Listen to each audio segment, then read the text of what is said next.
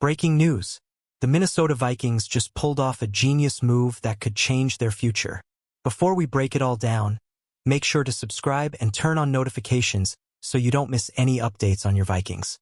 Trust me, you're going to want to stay locked in for this one. Now, let's get to it. GM Kwesi Adofo-Mensah is making serious waves in free agency, and the Vikings are quietly setting themselves up for something big.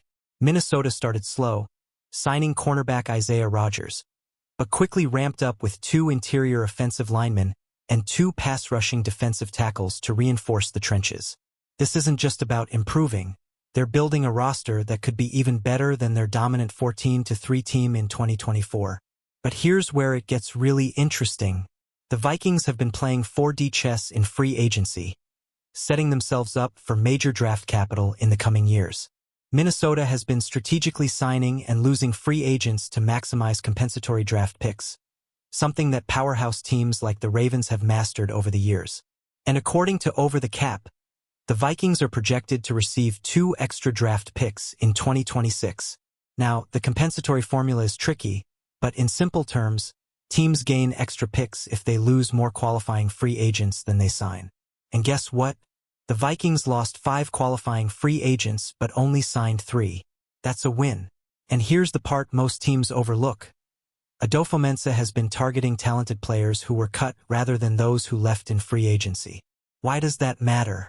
Because players who are cut don't count against the formula, meaning Minnesota gets stronger without sacrificing those valuable extra picks.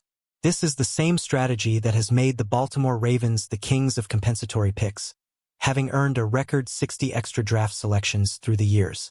And now, the Vikings are finally playing the game the right way. So what does this mean? It means Minnesota is stacking talent now while stockpiling valuable draft picks for the future. A masterclass in roster building.